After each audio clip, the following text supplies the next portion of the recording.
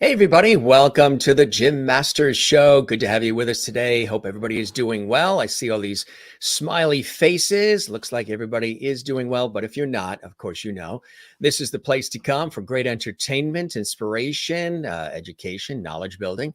This is our entertainment lifestyle talk show series. We started well over 440 plus episodes ago. That's so hard to believe. 7 days a week, pumping out great content for all of you, bringing us all together. That's what we do. It's a collaborative effort between your host and executive producer here and all of you who watch and support and share and tag and tell everybody about JMS, the Jim Masters Show, our fantastic entertainment lifestyle talk show series. And I say fantastic because you guys make it fantastic by watching, by enjoying, by doing all the tweeting that you're doing about it and Instagram messages and the Facebook posts. It's really extraordinary. If you're watching it for the first time, we welcome you as well. Tell you a little bit about the show. I'm your host, Jim Masters. I work in television and radio, stage and film.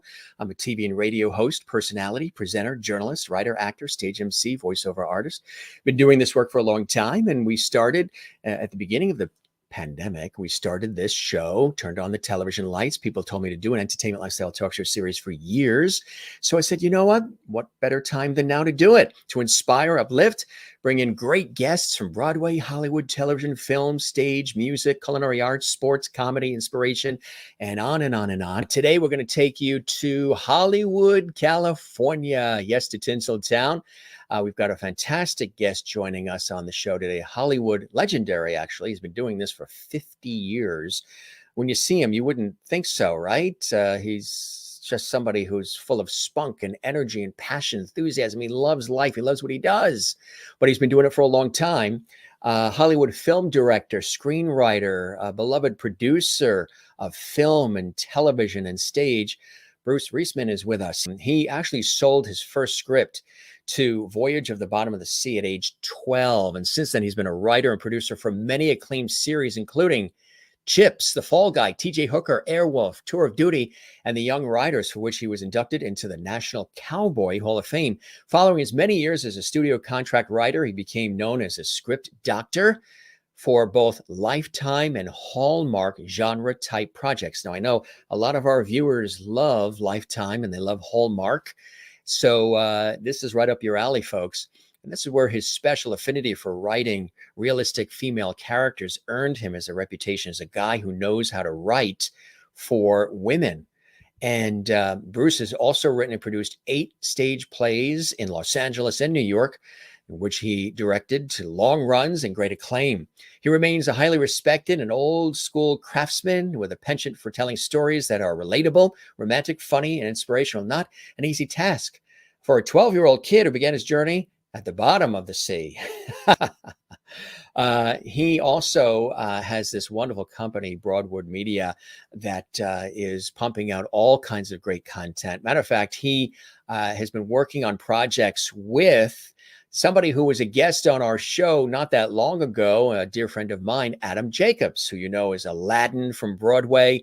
He was in Les Miserables and The Lion King, Simba and The Lion King, and so much more. If you didn't see the episode of the Jim Masters Show live where Adam Jacobs, Broadway star Adam Jacobs, an all-around great guy, Adam, was on our show, look back in our archives and the 440 plus episodes of our series. You'll see a great, great conversation that Adam and I had here on the show.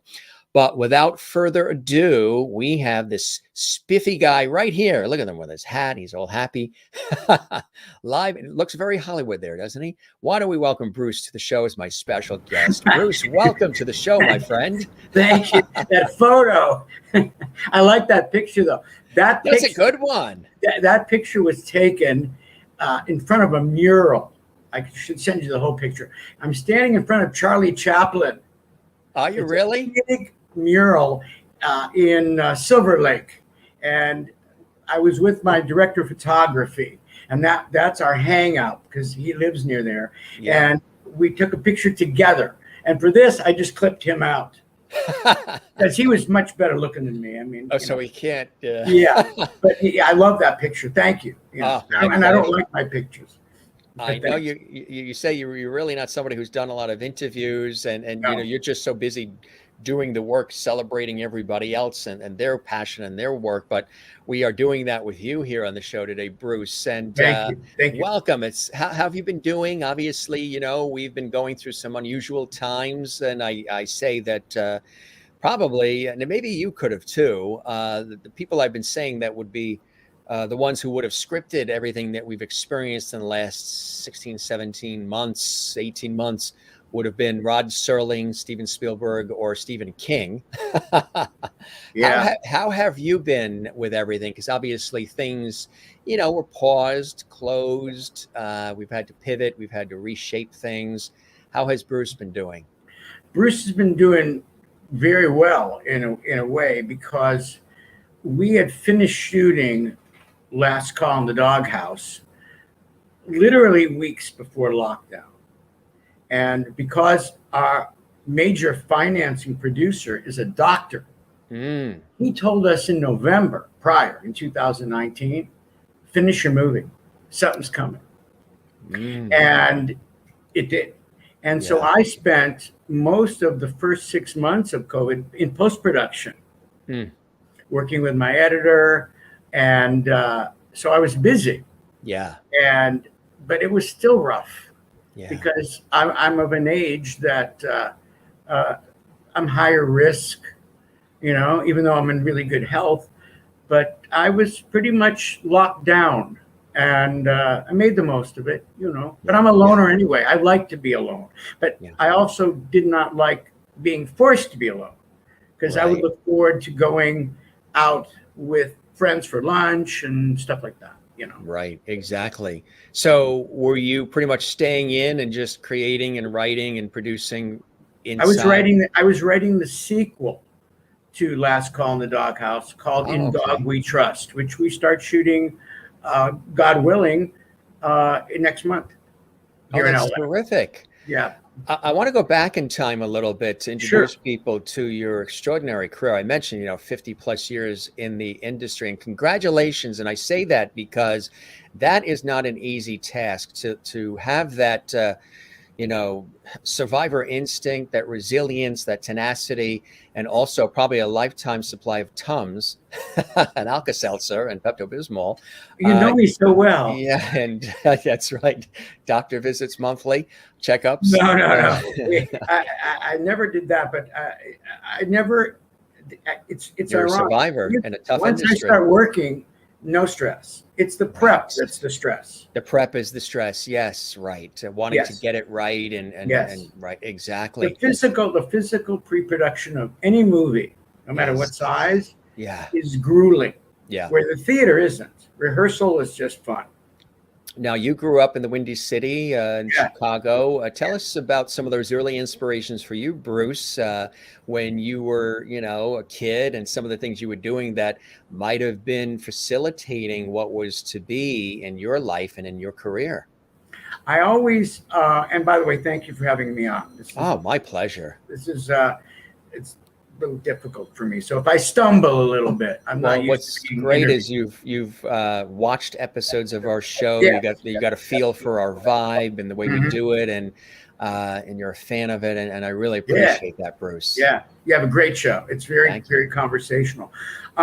When I was a kid in Chicago, without knowing it, I had an affinity for television. Yeah, and I always latched on to people that inspired me for some reason. Yeah. And my first inspirations were Howdy Doody Show Mm. and Bozo the Clown. Oh, sure. And I know that sounds silly, but No, hey. I had a mom that, God rest her soul, she latched onto my being a little weird in a good way. And she just took me to these places. I was Yeah. on those shows as part of the Peanut Gallery and all Did that. you get on them? Oh yeah. Wow. But once I Yeah. got there, Romper Room. Oh, Romper Oh, Room. Yes. yeah. You know what's Yeah. cool about Romper Room is when she looked into that mirror, that glass at that mirror at the end, and probably the time period, there was always a Jimmy in there. So I was, Jimmy, Tommy, Bobby, Petey, Stevie, everything either was You IE know or who else did Y. that? You know who else did that? We had a local girl. Her name was Hobo Kelly. Do you remember Hobo Kelly? Sure. Hobo Kelly would have she'd look into her mischief makers. Yes. And, occasionally she would say, "Oh, I see Bruce out there." And, of course, they just, told her what to say. But when I was on those shows, in response to your question, is that the first thing I latched onto is that it didn't look like anything that was on what I saw on TV. So I latched onto the crew, the cameras. Like, it's so tiny, the studio. Yeah. Right. You know what I mean? Yeah. And watching how they were maneuvering, because it was live television, Yeah. and maneuvering the puppets and, Mm. finding the little rules. Like Buffalo Bob would never lay down Howdy Doody, because he didn't want the kids to ever see him not be alive. Right. And as a 6-year-old, I picked that stuff up, and that became, I think, unconsciously, my love for producing and directing, and just thrilling. Did you start to do that? Did you start to create little plays in the garage or in your bedroom, or My mom would tell me that when we would play Cowboys and Indians, I sat on the steps and said, "You be the cowboy. You're going to be the Indians. You're going to run here and shoot him." You were the director already. I was the director at 5, and I didn't know it. I didn't play. I didn't want to play. No, I didn't want to be in it. I said, "Oh." My neighbor Scotty Winston was always my Kevin Costner.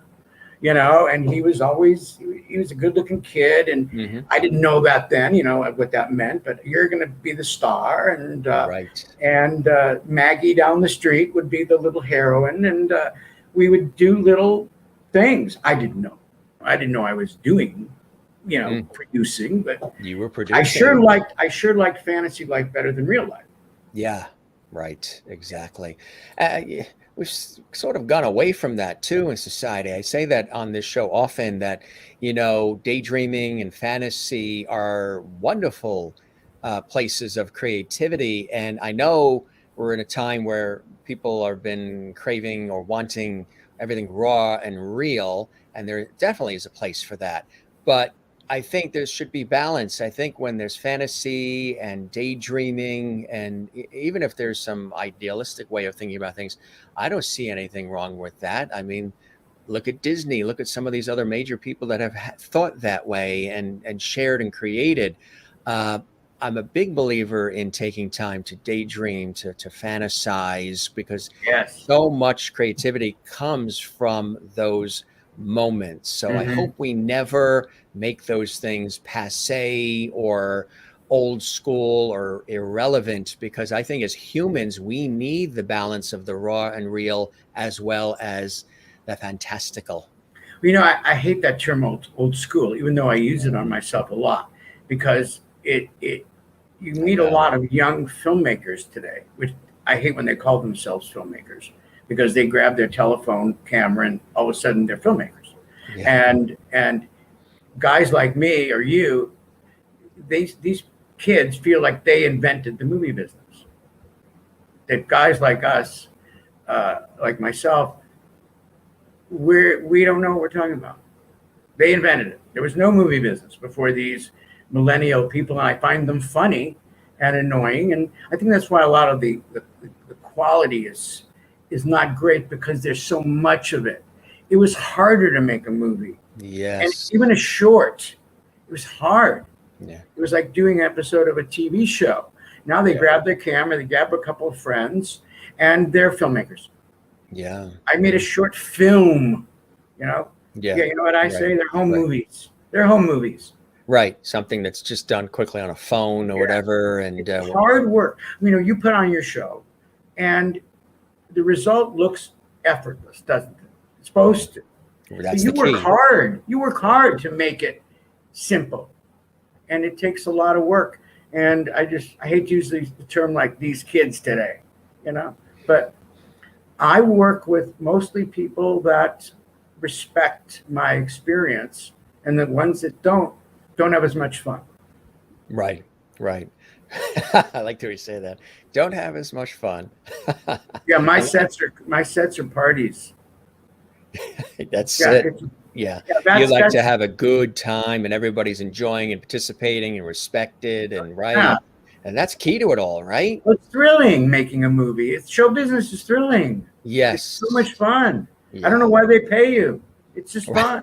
Shh, don't tell anybody.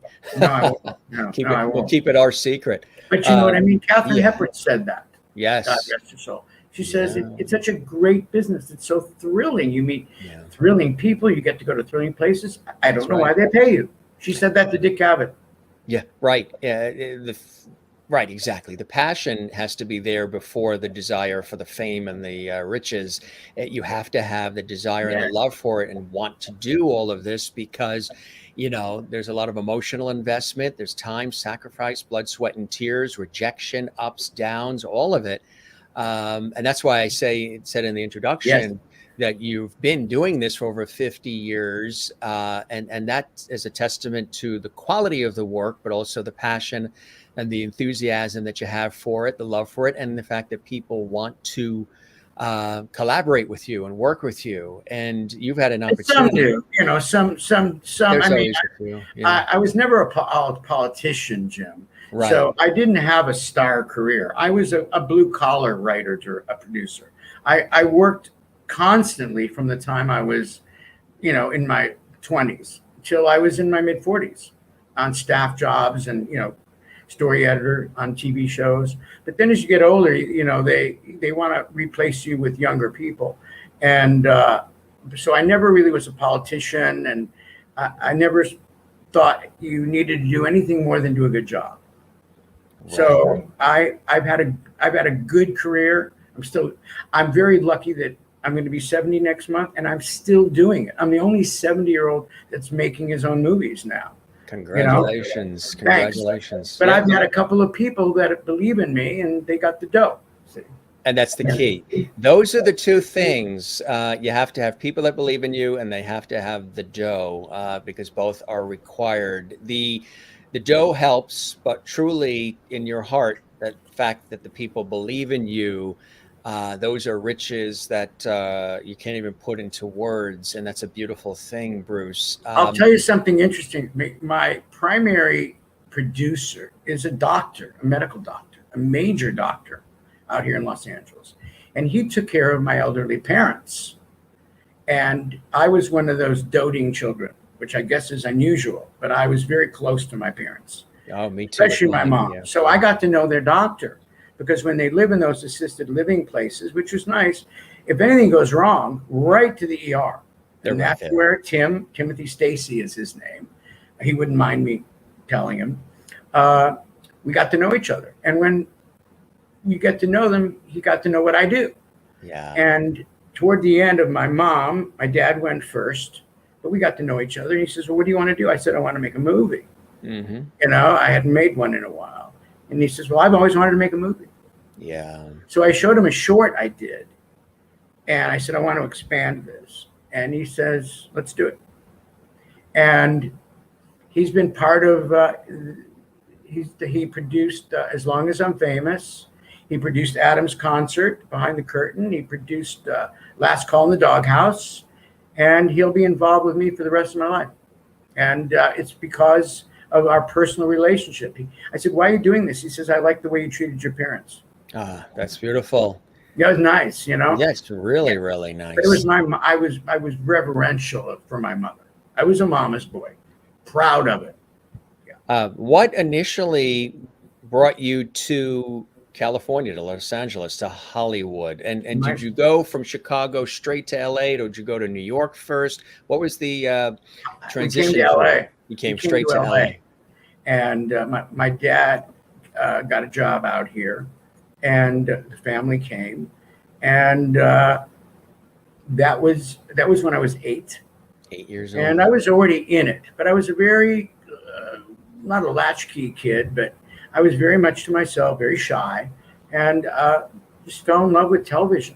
I'd come Yeah. home from school and Yeah. do television, but in school, in grammar school, I would get in the glee club or the drama club. Even as a kid, I just found that world to be much more fun. You know what I mean? And I didn't have a great home life without going in. That's a whole other story. So my It mother, wasn't the Donna Reed show. Yeah.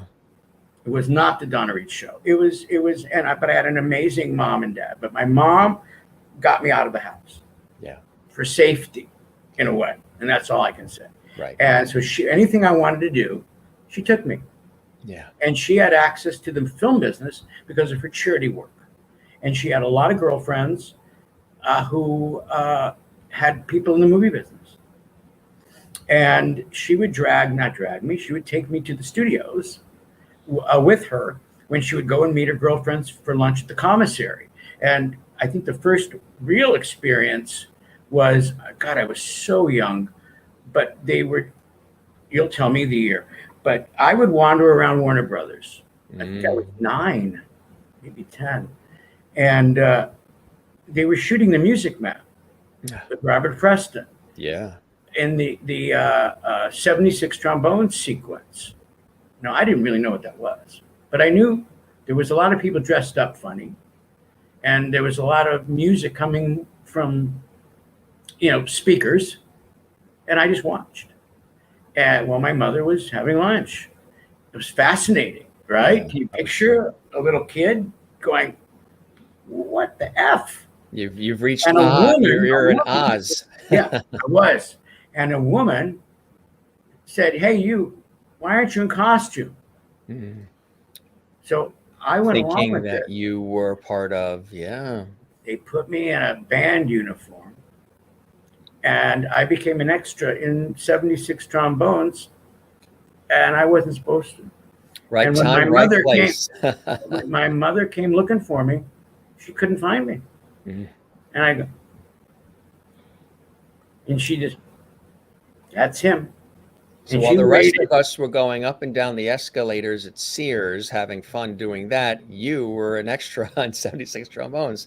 I did, I love and it. I ended up doing, and I ended up, that was my key to learning, because I would go, and then I started to do it like professionally, like Hello Dolly, Mhm. with Barbara Streisand, but I was already in high school by then.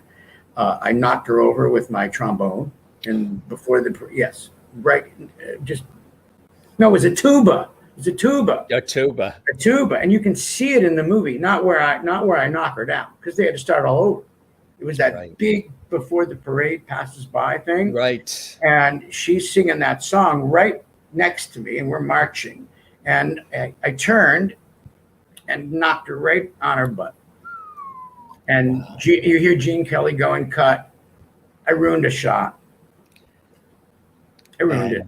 And She was what great. She was hilarious. She was she was good hilarious. about it. Yeah. Yeah. Yeah, She yeah. realized, yeah. Oh, I spent the whole summer being on that and learning everything from Gene Kelly. I Everything. tell you, yeah. And The I just best. watched him. But I The best. followed them around because I was a little guy. So I just followed them around, and I was like a sidler. All of a sudden they Yeah. turned on. There's Bruce again. Unbelievable. But Yeah. I was like a sponge, and I didn't want to go home. See, that was Yeah. another thing. Home was bad. Fantasy studio costumes was good. Right. You know what I'm Right. saying? So Exactly. that's how I fell in love with it. And that's for a lot of people too. A lot of people in the industry, the draw is a lot of that, the escapism and the ability to maybe create a life that isn't necessarily what is being lived at the moment, but also inspire people along the way. So for you, then, the bug is biting you, it's tickling your fancy, you're really getting into this. Tell us about how things progressed from there for you in Uh, Tinseltown.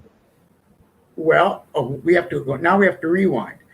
I was in love with Voyage to the Bottom of the Sea, Mm. and I wrote a script for that show, even though I didn't know the format. But again, my mom came through, and she bought me a book called Teleplay, and I wrote.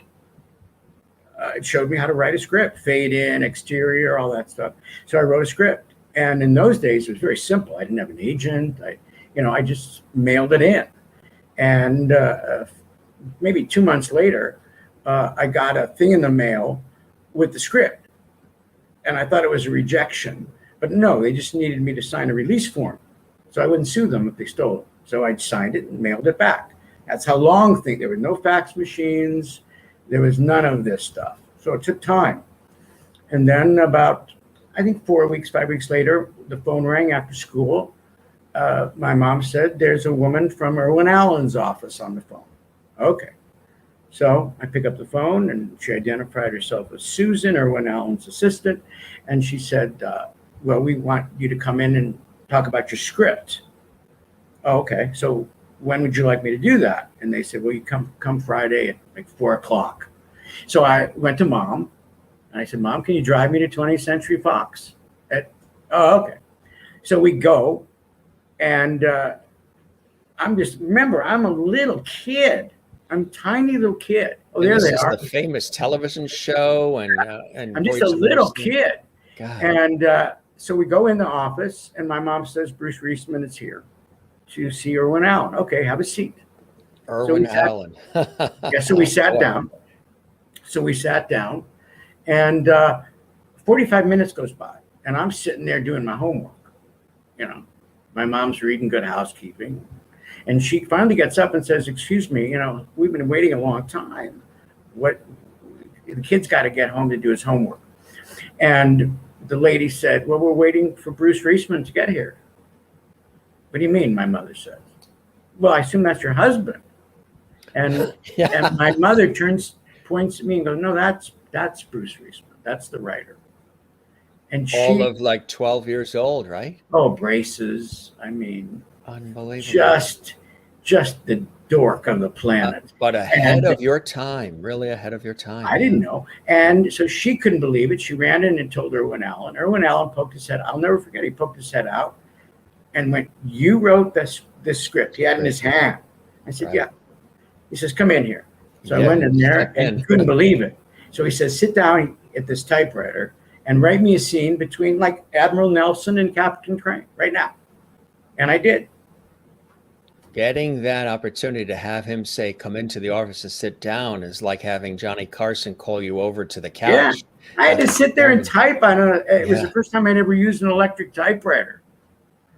Really? You know what I mean? It was So- amazing. So that he wanted bought you it. to They write bought the something. tour. He wanted you to write something on the spot there To prove that I to prove right? that it was you at 12 years old writing an episode or material for Voyage to the Bottom of the Sea, this legendary television series. That was like, so when you did, what did he say? Oh my God, we've got a little genius here, or what? I don't remember if he said little genius. I think he was thrown, but he became my first movie mentor. I mean, I got to hang around during the summer. I was an extra in the Poseidon Adventure. I was an extra in the Towering Inferno. Oh my God. And I would sit at the, because you sit Love around. all of those. You sit around. So I would sit and talk to William Holden. I would sit and talk to Red Buttons. Shelley Winters. Shelley Winters. What a fun, because they Ernest couldn't believe I Borgnine. was there. Yeah. Yeah. And Where are you in Poseidon Adventure? I love that one. I've seen it multiple. Oh, I was just an extra. I got drowned. You got drowned. Yeah. And Towering Inferno too? Oh, I was a corpse in much of that. I was in. Steve McQueen would step over Steve me. McQueen. Yes, very nice guy. And Yeah. Paul Newman. And I was not shy. It's interesting. Around real people, I was shy. Yeah.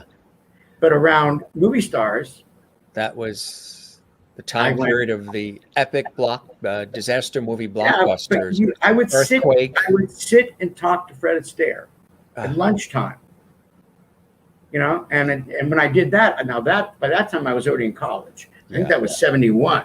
I was already in the biz. But Unbelievable. I would do anything to get on a set. I was an extra in Soylent Green with my roommate, Brian Pollock. We both got fired because we kept inching toward the camera and showing our faces.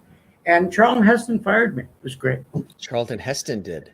Yeah. He said, you, the ham, you keep screwing up the shot, get out of here. But he liked it.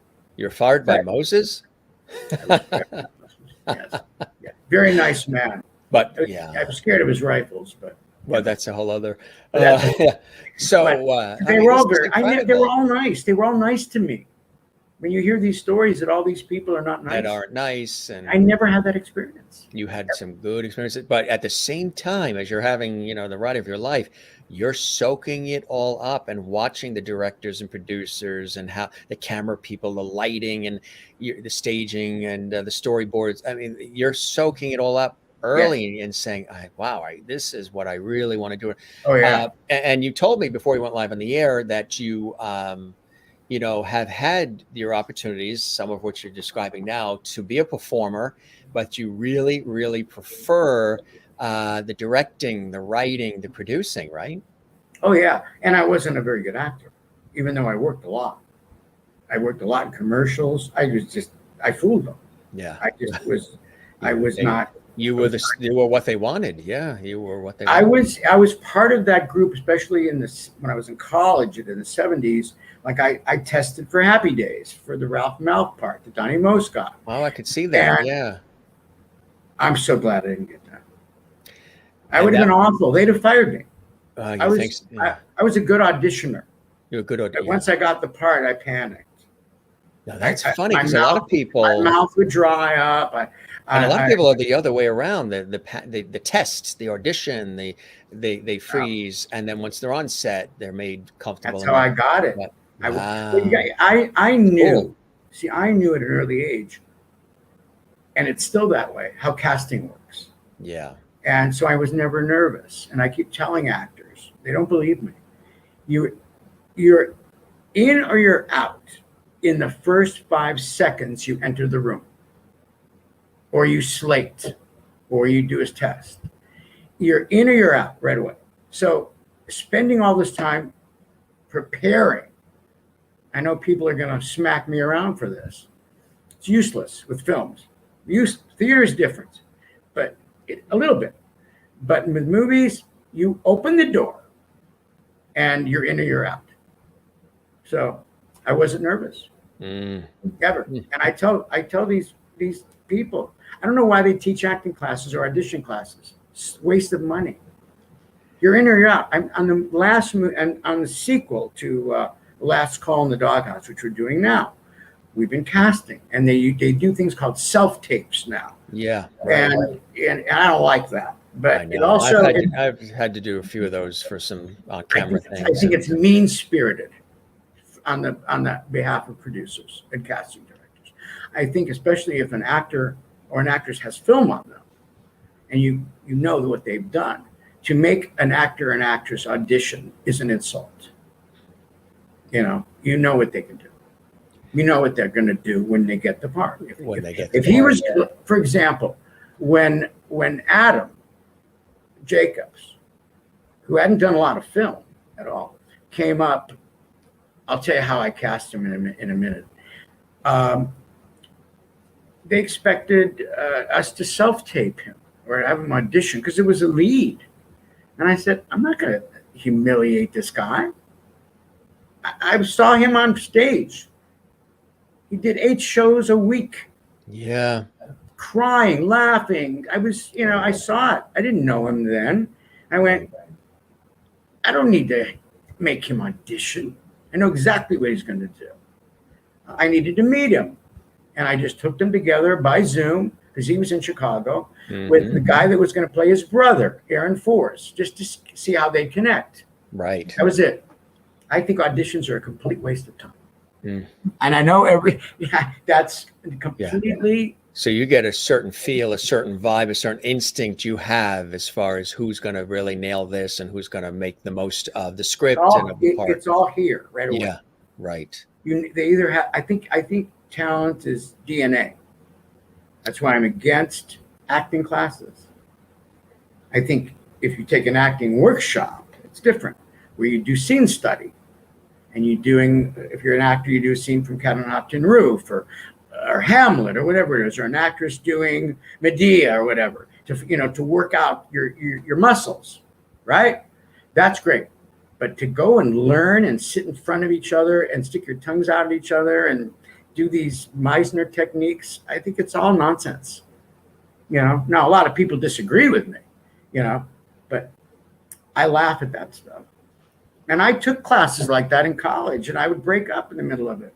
And I would turn to the coach, like Jeff Corey, who was a major guy. Yeah. And we would do some of these exercises, and he would say, well, I'm in the college. I have to do some of this curriculum, but it is BS. Just do scenes. Just do scenes. Just do the scenes and get in do it. scenes, rehearse, learn the process of acting. Right. Learn your lines, Mm-hmm. get your props, play the character. And then on workshop day, the class watches. Yeah. The director will critique it or redo it. Mm-hmm. That's enormously helpful. But these people that come and say they can teach someone to act, they're just out for the money. They're out for the money. And they're going to keep telling you that you have talent. You just keep coming. They're not going to tell you you're not talented. They're going to stop getting paid. I'm going to get killed for this, but they know what I'm talking about. You know what I'm talking about, don't you? It's all BS. I lecture on the college circuit, I'm a substitute professor at some of the California universities. And you have that look too, as a professor. Yeah. Oh, thank you. I don't know what that means. Not like the professor on Gilligan's Island, though. Oh, no. No, he was a stud. But I would go. But when I go, if it's an acting class, the first thing I tell them to do is bring in headshots. I want to see your headshots. And I'll look at a headshot and I'll say, okay, Matt, who's Matt Jones? And he'll stand up and I'll go, this is you? This doesn't look like you. And I throw it at him. Very theatrical. I go, if you walked in after we called you in based on this picture, I would be so pissed off. Stop retouching your pictures. Back in my day, it was a black and white glossy. Right, yeah. Remember? I mean, you're much younger than me, but you know what it was. These pictures, these guys spend thousands of dollars, these actors. Every 6 weeks, new pictures. Yeah. What changes? What changes? In 6 weeks. Yeah. So stupid. Went from the blue sweater to the red sweater. You see, here's my thing again. I was telling you before we started, everything should be fun and funny. And the minute it goes serious, like, I've got to get new pictures. Yeah. My agent told me to get new pictures. Then it becomes a rat race a little bit. Then it becomes desperation time. Because I'm not getting work because of my pictures. Because of the pictures, yeah. It's because of your personality. Right. It's the personality and the delivery and no matter how good you experience. If you get on that slate first, yeah, and you look like a dick. I'm sorry. Can I say that? You mean like a Richard? Yes. You look like a Richard. Or you look like you have desperation or something. No one will hire you. Yeah. I know people that do like so many for the wrong reasons and never get hired because right. you can see through it. Yeah. See through it. Yeah. Wanting the fame maybe more than the actual. No, I know some that are really good actors. Yeah. But they're so obsessed with the quote booking. See, in my day, I'm again, hitting myself over the head because I'm old. I would run home and say, hey, Mom, I got the part. You see what I'm saying? Now, in the last 15 years, I booked it. I booked the job. Yeah, right. In New York, even it was about getting the part, not booking. Yeah. You know what I'm saying? Right. Everything's changed. The vernacular has changed and the way they're thinking about it has changed. Yeah. And there's too many of them. Because of social media, we had 700 people submit for casting for one role. Wow. One role. Speaking of roles and things of that nature, in addition, and again, amazing to have that opportunity at 12 to, write a script for this legendary I have television. that. You want to see that? You want? Can I step away and show you what I got? Yeah, sure, Right. absolutely. I'm going to get you a prop. Yeah, I would love it. Hold on. And there's the chair. Yes. Our viewers always love to see the guest's chair. This was given to me by Irwin Allen. You're going to love this. Irwin Allen. You can't have it. You can't have it. The sea view, baby. That is awesome. Now let me tell you about. You know who loves seeing that? George Burns. George loves it. It brings back memories, he says, with his cigar and all. Yeah, I got to know George Burns a little bit. I'll tell you. You and I are just big kids, and we're big kids in See, adult clothing. This is not a model, though. It's that not. Is. When I went to watch them shoot Voyage to the Bottom of the Sea, remember, I was very young. I thought it was a real submarine. Oh, they had of course. six. They had 6 models. Yeah, yeah. This was one of them. The biggest sea view was 7 feet long, I think. Wow. And they shot it in a tank. Everything was miniature. Yeah, all miniature, right? But I got one of them. Isn't that cool? That is. Such a baby. Look at that. That's fantastic. My God. Hey, you also had an opportunity. These are we'll go down memory lane a little bit of some of the beloved television shows people remember. You also had an opportunity to work on Chips. Oh, yeah. Orchestrata. And of course, tell us about being involved with that. And of course, people remember that series on NBC. How'd that all happen for you, Bruce? I went to college with Larry Wilcox. We were in acting class together. Ah, okay. And actually 2 schools, because he was like me. He would enroll in 2 schools at the same time, depending on what plays they were doing. So we had Pierce Junior College out here in the Valley. Sure. And I went there because they had a student directing program. And I joined. And if they would pick me to direct, I'll stay. Yeah. And in my directing class, I maneuvered. Mm-hmm. And I got to direct The Subject Was Roses when I was 19, a play. Yeah. I was the first student director at Pierce College. And Larry was there too. And he was doing a series called Lassie then.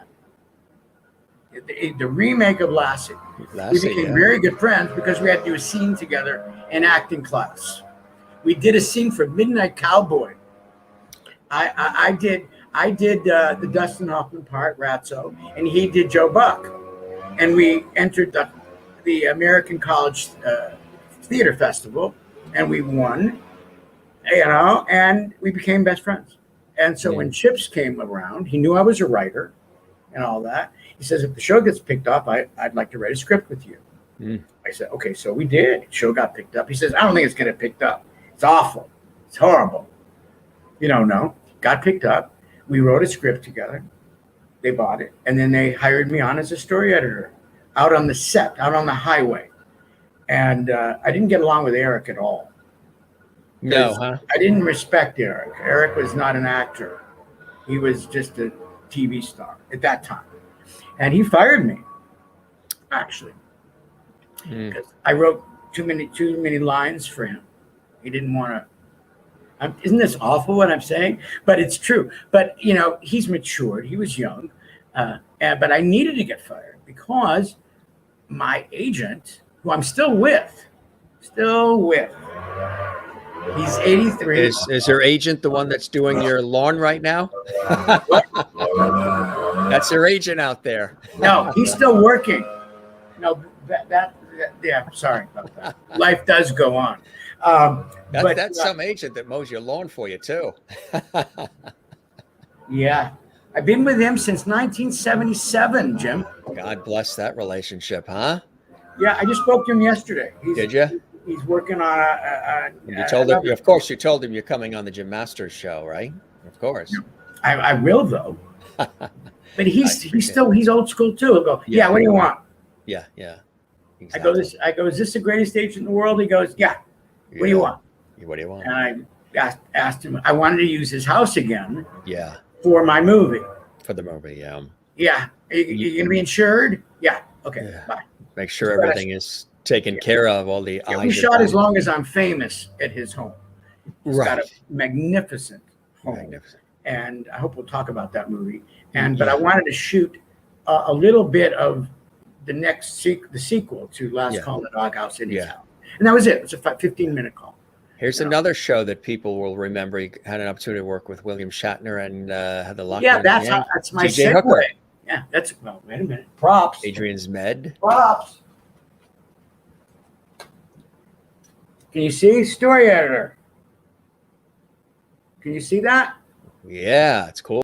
Yeah, I was story editor on that. But that's The I series needed TJ Hooker on Eric ABC. Estrada. I needed Eric Estrada to fire me So you could do this. so I could do TJ Hooker. And so I purposely wrote lots of dialogue. And he finally had it with me. And he says, "You're fired." I went, "Okay." And I called Mark, my agent. I said, I just got fired. He said, "Well, they're going to have to pay you out on your contract." I go, "Yeah." And he said, "Well, you're going to start TJ Hooker in 2 weeks." Wow. And by the way, those What were a the group of days, people. those You were had the days, but those were the days, Jim, where I was with a major boutique agency. It wasn't a William Morris, but Right. it was, again, a very functioning, everybody was working, very small client list. And he would pick up a phone and he would call the supervising producer of TJ Hooker, who was also a client, and said, "I got this writer. I want to book him on for next season." Okay. That was it. That's how you got work. Airwolf, another one with more I legends. wasn't on that one though. I was on the reboot with Barry Van Dyke, which we shot. Oh in yeah, Canada. Barry Van Dyke, right? And yes, and it was shot in Canada. Canada, yeah. And I couldn't stay on it I think I was on it about 10 weeks because they wanted Canadian content. And so I came back here and I didn't have a good experience on that show. I didn't want to be far from home, number one. And I didn't like the people. I liked Barry Van Dyke. Yeah. I mean, he and I got along so great. And the actors. I always get along with the actors. Yeah. Always get along. Yeah. But the writers were politicians. It was the Hollywood writer coming up to tell us what to do up here in Canada. And The Fall Guy. that was Lee Majors. before. Now that was in 8. Fall Guy on ABC. Lee Majors. Yeah. How'd you get involved with this one? My agent. My agent represented Glenn Larson, who created the show, who was like an Aaron Spelling in those days. Yes. And he basically said, "I'm sending over a couple of scripts from Bruce Reisman, and I want you to hire him." That was it. I went over and met Glenn. He liked me. Again, it's all about that. And he was a fascinatingly smart guy. And he hired people that knew more than him. Even though he was a very good writer, he created Quincy, Knight Rider, all these big shows. All these hit shows, yeah. But I learned a lot from him. He was a 9-to-5 boss. He wanted to get home. So every day, most every day, because the writers had their own offices around 20th Century Fox. I was in a bungalow I shared with a guy named Harker Wade, who took me over to Quantum Leap with him. Okay. But 5 o'clock every day, we shut down and went to Glenn's office for wine and cheese, the writers and the producers. Yeah. Like a family. Like a family. That is. That's really that's why he was so successful. Now, a lot of people say they didn't like Glenn. That was another great one. I love you've got these graphics. Yeah, I got a good picture too. I do my research. God bless you. I love those people. You have something there you wanted to show, you said? Yeah, I got something. Can you see it? There's me in the middle. Wow. Tell us everybody that's in it for the audience. From this side, that's Ramon Franco, who, and then next to him is Tony Becker, who I'm still very close to. Then that little short guy is me with no beard. And then Terry Knox, who went on before that, did St. Elsewhere. Then Stephen Caffrey, who is a New York actor. He and I got along the best. I wrote a couple episodes for him. And then the gentleman in the back, Miguel Nunez. And these were my guys. This was taken in Valencia when the show moved back for the second season from Hawaii. And but I was close to all these guys. Yeah. I mean, I loved the actors. One of them, wait a minute, this guy here. I don't know if you can see me pointing to him. The guys, the good-looking Tom Cruise guy on in the middle. Far, no, he's on the end. Oh, on the far left. Yeah, Dan Gautier. Dan Gautier was brought on for season 2 because Top Gun had come out, and Tom Cruise was a big star. So they wanted a Tom Cruise type, and so they hired Dan. Sweetest guy in the whole world, this kid. We used to play pool together. That's how the relationships were in those days, Jim. I'm telling you. We would all hang and play pool together when we weren't working. But Dan had a great sense of humor, and he was in great shape. He kept saying, he touted that he was in great shape. So I wrote an episode for him called Nightmare. And he was the B story, because they got to be doing A and B stories in those days because they didn't think the audience could pay attention. And in the B story, his character was in a helicopter crash in Vietnam, running from the Viet Cong through the whole show. So all he had to do was run, keep running, climbing trees, all this. And when I went to visit him on the set, why did you do this to me? I said, I wanted to see how good a shape you're in. Yeah.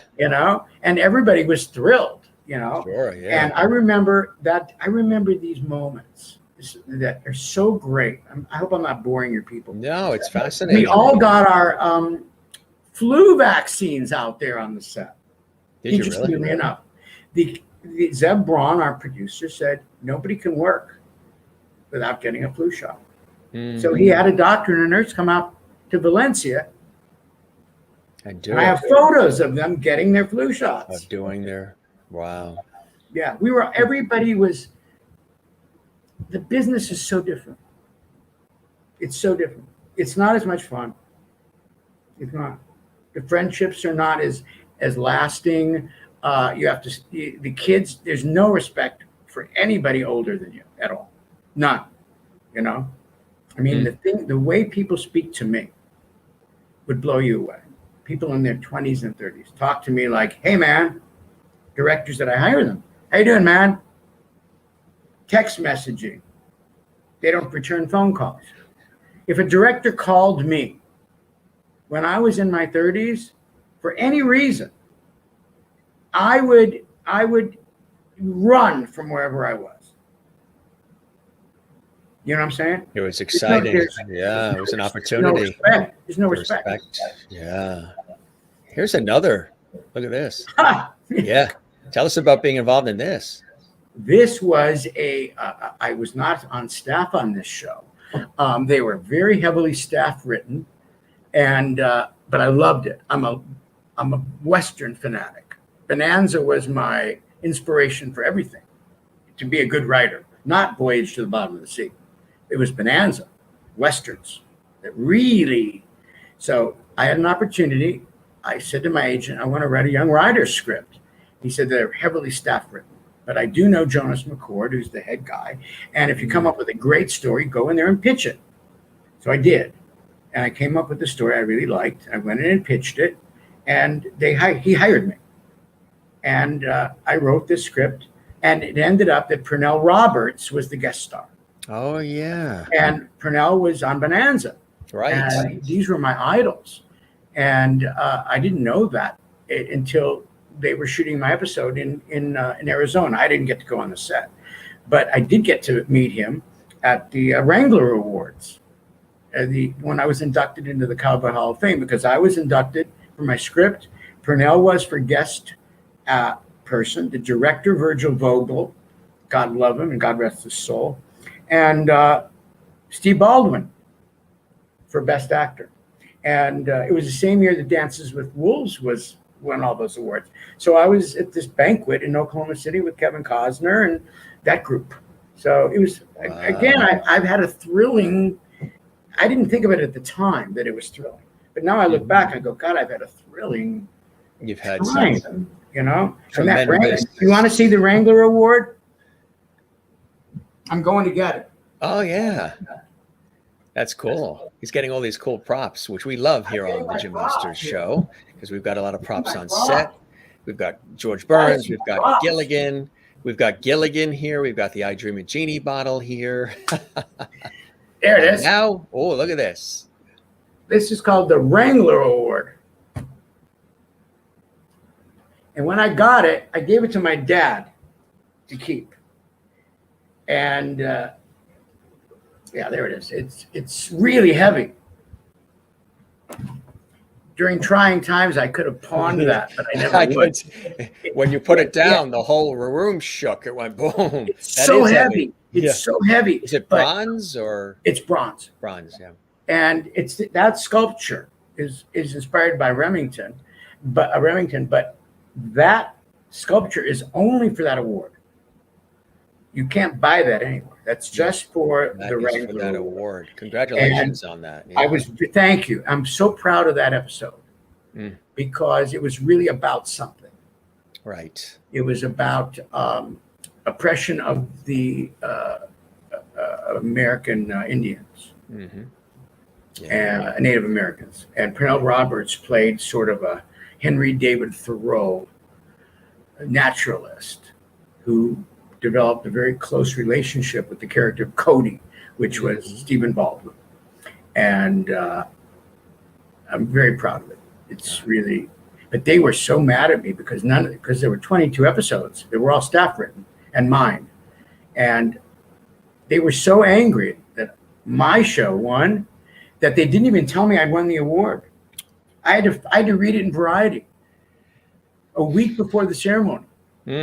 So I called my agent and I said, what the F? So he got on the phone and our mistake. Well, they sent the limo for me. And when I arrived at the banquet, they were all surprised to see me there. Yeah, it's great. Some people can be pretty horrible in our business. I would imagine that was amazing when they saw you there. That was like, wow.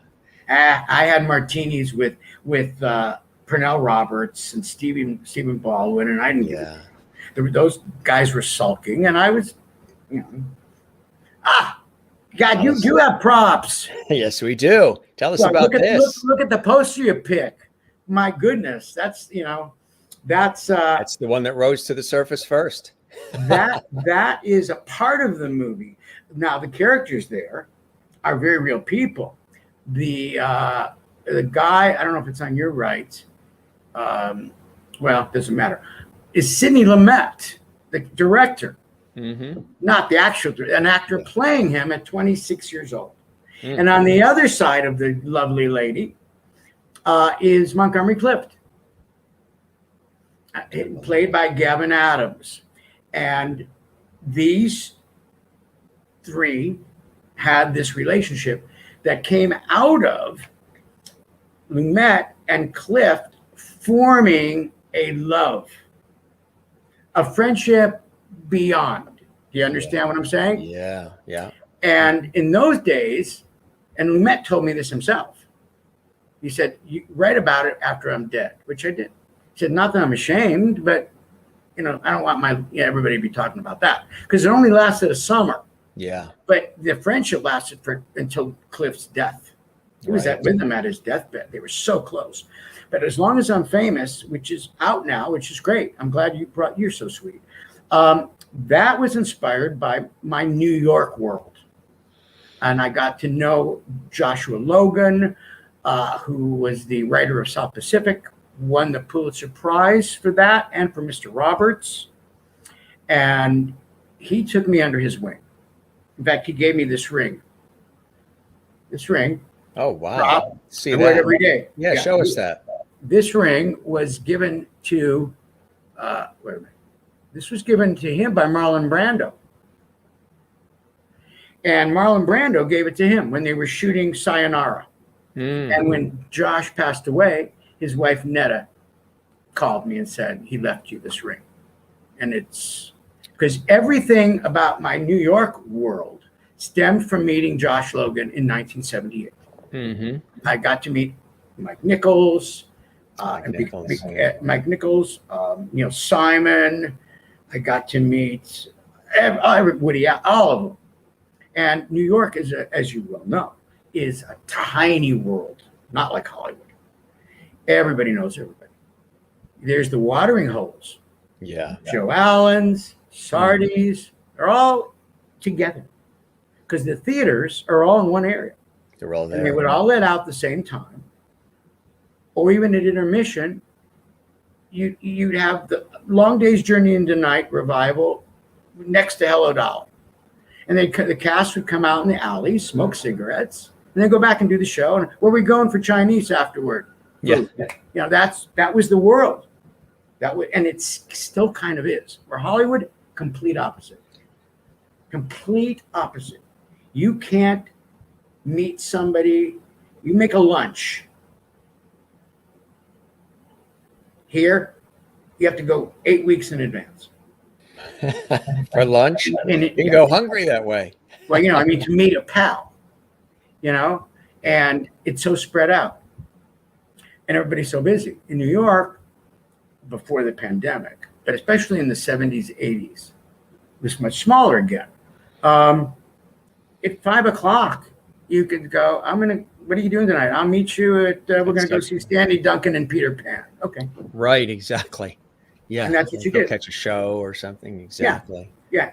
Going to the theater was was like going to a movie. Yes. Thank you. God, you got this is my baby. This is this just got released. Congratulations. Thank you. This is the thing that I'm the most proud of, Jim, that I've ever done in my business. And Adam, of course, is in there, and you had worked with David Chokichi, who we hope to have on the show as well. And you had worked with Adam before on this, right? Yeah. Behind the month before we shot Last Call in the Doghouse, I came up with an idea. Let's do a concert documentary, because we have Feinstein's out here now. Right. And I said, let's do a one night only concert, and I'll bring in 4 cameras and we'll shoot it. And really cool. I'll direct it and produce it. I said, all you got to do is show up, do your thing. And we would combine it as sort of a docu-concert is what I call it. Great because idea. Strewn through it, Jim, is Adam's journey from a kid and being of mixed heritage as a challenge, being half Filipino, half Jewish. And he talks throughout the concert in an interview way about his journey. And on stage, talks about his grandfather, who was Filipino, and the courage it took to get here to the United States. It's a very personal. It's not just a guy or a girl standing up and singing show tunes. Right. You get to know Adam. Right. And we shot that a month before we did as Last Call in the Doghouse. And we bonded like that. It was automatic. Yeah. Yeah. Great guy. Yeah. Very personable. I'll tell you interesting about Adam. When people see Last Call in the Doghouse, and I hope they do, he plays a character named Mo. And I'll tell you a little bit about what he plays. David's son, adopted son. And this other guy, Aaron Forrest, plays Jess, his real son. Well, as the movie unfolds, you get to see that these people are not who they appear to be. They're more than that. And the only thing I can tell you is the hint is it's a bar called the Doghouse. It's owned by a guy named Dog, right? And what is Dog spelled backwards, Jim? Let me check with the expert who played him in a movie. What is the answer, George Burns? God. Yes. David Chokichi plays God. Mm, And Adam Jacobs plays Moses. And Aaron Forrest, who's in As Long as I'm Famous, as Sidney Lumet, plays Jess, who's Jesus Christ. And this bar is Touched by an Angel meets Cheers. mm, And when you come in at closing time, if your world has fallen apart, yeah. these people fix it. Mm, And in this film, three separate characters come in at great closing story. time, Yeah. disconnected at the bottom of their lives. And through intervention, divine intervention, perhaps, they leave the bar changed. And this bar is a bar that only appears when it's needed. It disappears, like Brigadoon. And it's like a church, but it's not corny. It's not overly philosophical.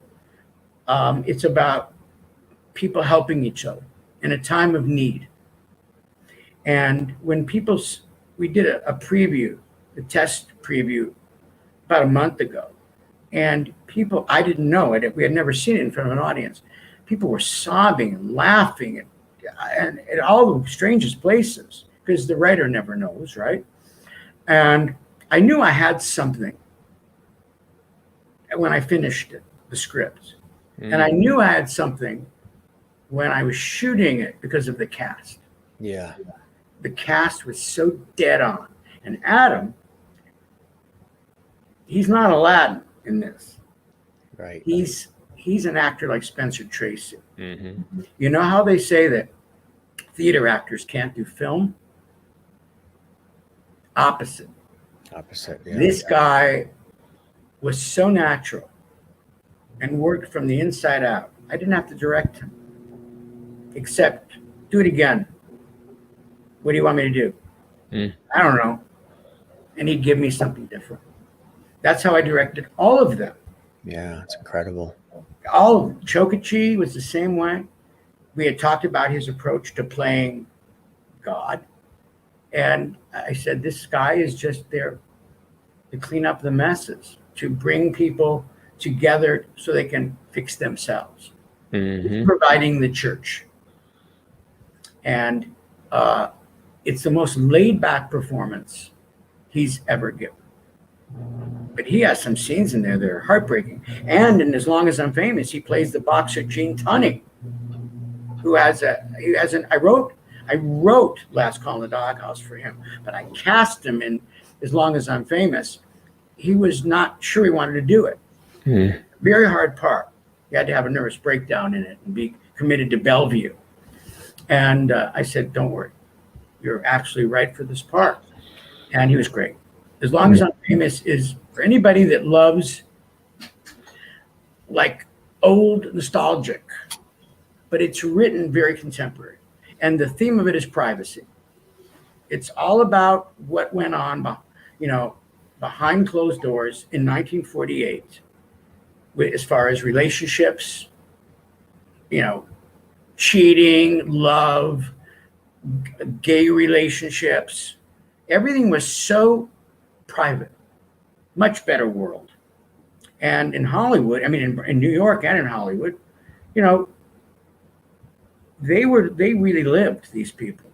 And if you watch As Long as I'm Famous, I had a wonderful DP named Ryan Brown who really caught different film genres. Like I have in a pre-opening night cocktail party. It looks like a George Cukor movie, like Dinner at 8. Yeah. The tuxedos and all that. And then we have a boxing sequence where Montgomery Clift hires Gene Tunney to train him, to toughen him up to do a movie called The Heiress. So we shoot it. I don't want to give too much away. We shoot it both in real time, but in black and white. And it's Golden Boy with, it's a throwback to those black and white boxing movies. So the scene in As Long as I'm Famous is an homage to a film style that no longer exists. And I'm very proud of that too. And all these movies are available on Amazon or on for actually cheaper on our website, Stony Point Entertainment. And I hope people go there. They'll really enjoy them. Thank you. They're really positive movies. Yeah. And they don't look like any movies of today. They have the design is in my head. The design is in your head. And I write my scripts like they did back in the olden days. Mm-hmm. Every description. It's not like today. Joe enters the room and picks up a glass and kicks him in the, No, I write like a novel. So the actors know. That's why I don't have to direct them. It says, she does this because this. She's feeling this. A good actress just gets it. They'll get it from there. Nancy Butler plays, oh gosh, take that one away. That's a different genre. A different genre. Yeah, but shows your versatility and your variety. This good-looking guy up at the front, Chris Black, he and I were business partners, and wonderful actor, good-looking kid, and we wrote the script together, and we raised the dough together, and we did it, and we got Joe Mantegna in there because we wrote a good script. Yeah, exactly. And but it's not my favorite thing. It's this we have not made yet. I wrote that with Chris Black. That's a neat movie. That's been in development for quite a while. We almost had it made about 4 years with Reba McEntire as the mother, and Sugar Ray Leonard was going to be in it, playing a boxer with Parkinson's disease, who's a trainer, and that will happen someday. That's a neat script. That's not mine. Bloodsport. No involvement in that. The reason Bloodsport comes up is because I wrote a T.J. Hooker called Bloodsport. It was a 2 hour. So that's what it is. Yeah. So I had nothing to do with that. No, that never got made. That too. Yeah. They have you in. They give you credit for those. I had success with horror, and I didn't want to get pigeonholed. So again, Chris Black and I wrote that script, and it was really The Breakfast Club meets Phantom of the Opera. This one, you wrote the script for this one? Yeah, with this guy named Chris Black. Boarding School 3D. Yeah. It's cool just to see the variety, Now this is interesting. This was the short that inspired As Long as I'm Famous. And this short was about, it was based on a play that I wrote. And I turned it into a short. And it's about the writing of Mr. Roberts. That's the play it's based on. God, you have everything. I do my research. Wow, Jim, you're the best. And I turned the name blank into Drinks Prior because these is about Josh Logan and Tom Hagen, who wrote Mr. Roberts. And it's basically what they call in the theater a two-hander. It's these two writers and their process of writing a play. And Drinks Prior comes from everything in the old time in the 40s of New York was, well, we're going to go meet tonight for dinner, right? But are we going to have drinks prior? Everything was about booze. Right. The social nature of it all. Yeah. And those are typewriter keys. But I expanded it, but into As Long as I'm Famous. But I dropped the Mr. Roberts angle, kept the Josh Logan angle a little bit, but expanded it to be more about Sidney Lumet. And it's told through his eyes.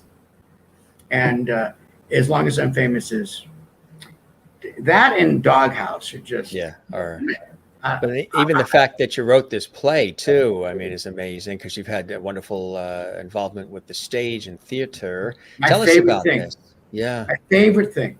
I started writing plays in '83, and I would write and produce them because I love the theater so much. And in those days in LA, there was something called Equity Waiver, and there would be like 100 productions.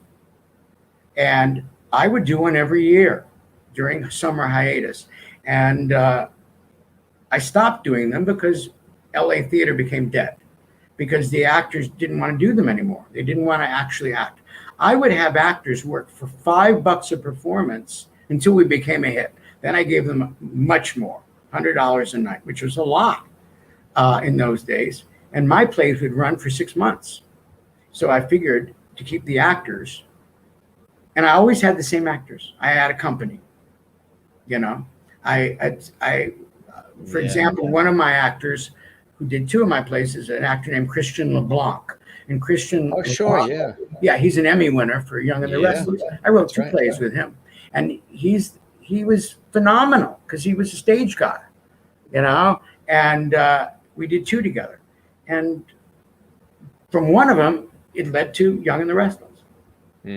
Yeah, but those were the days when actors out in LA even, they wanted to work, they wanted to rehearse. You know what I'm saying? Yeah. Not anymore. No, those are bygone days. That's nostalgia now. What are some other things that you're working on that you're excited about coming up? I'm most excited now about the release of Last Call in the Doghouse. Because I want to do 4 of them. Oh, you do? Yes. I don't want to do a series unless somebody came to me and said, do this, and gave me a lot of money, because I want to be involved. And for me to be running the show and pick my own casts, I have to generate the financing myself, and so I can be in charge. But I want to do 4 of them. And because the Doghouse is a mystical bar, the first 2 do take place in New York. But the third one is going to be kind of a Western. And it's going to land on the border of the North and South during the Civil War. And the only place where there's peace is in the Doghouse, where Confederate soldiers, slaves, and Union soldiers can be friends, because the place is owned by God. You know. Speaking of God, is Logan there with you still? Yeah, where is he? We've got a special guest, everybody, that I've known about. We've been keeping it quiet. Logan, but, where are you, Steve? Come here, a here, special buddy. guest star joining us on the Jim Master Show. Steve. Logan is here. I'll go get him. You got to see Logan. Oh, yeah. Once again, you get to see our special guest's chair. Yeah, that's my office. That's the office. We've seen so many guest chairs when they've had to get up to get something. Yeah, I'm going to do a whole episode just of guest chairs. It's fabulous. There he is. There's Logan, our extra special surprise guest on the Jim Master named Show. after Joshua Logan. Look at this guy. Beautiful. Tell us how old and what type of. He is a Jack Russell Chihuahua mix. And I did work heavily in rescue and still do occasionally. And 5 years ago, I lost my boxer. I've never had a little dog in my life. Always big dogs, either golden labs, golden retrievers or yellow labs, or boxers. And I had to put my dog Winston, my boxer, to sleep, which I hate that term. And I said, Jim, no more dogs. I can't deal with this anymore. I mean, I was more sad. Here you go. I was more sad when my dog died than when my parents died. No disrespect to them. And I said, no more dogs. But I got called by this woman, said, out near you, there's 5 puppies that are being abused. And you got to go get them. Yeah. And find homes for them. And I found 4 homes. 4. One I couldn't. So I had to foster him. Logan. I brought him home. That was it. Fell in love. Mutual. Unconditional love. He rescued me. That's oftentimes he's the smartest dog I've ever. He is so manipulative that I taught him, housebreaking with rewards, right? So there was a period when he needed to go to the door a lot. And I took him to the vet. I thought there was something wrong with him. No, there's nothing wrong with this dog. I said, well, he wants to go out a lot. And I said the pattern, like every 2 hours. And he squats and lifts his leg and all that. And he says, take a close look. Because what happens when you have rewarded him? I go, yeah, I would reward him after he would be housebroken. This dog became the best actor I knew. I'd go out there he'd squat down like Marcel Marceau. Nothing would come out. Run in the house, spin around. Where's my cookie? He was BSing me for months. That stopped. This dog, I'm telling you, was Laurence Olivier with 4 paws. That's amazing. Wow. Manipulated me like you wouldn't believe. Yeah, and everybody, this dog is totally connected to me.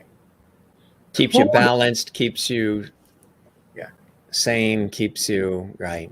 Yeah. He's my purpose. You know, I had a lovely, normal, romantic life. I've got a grown son. That's a whole other story. But as I've gotten older, I like to be alone with a dog. They're just there for everything you need, right? Exactly. And he's everything to me, you know. Have you written a script with him involved or with him as a theme? He was supposed to be in Last Call in the Doghouse. He was going to be in, for your viewers, you got to watch the movie.